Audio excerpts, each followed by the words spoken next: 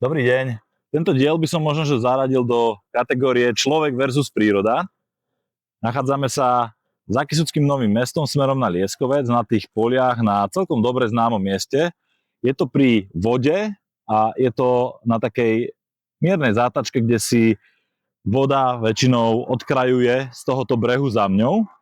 Hlavne keď je veľká voda, dokonca za posledné roky sa už aj párkrát vyliala na tie polia táto voda.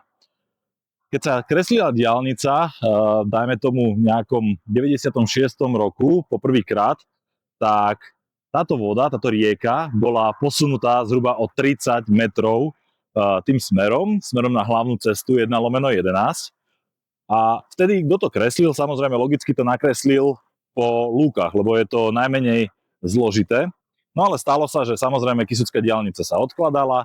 No a daňou za to, že sa odkladala, je teraz technické riešenie, ktoré tu bude musieť byť spravené a je to pomerne zaujímavé.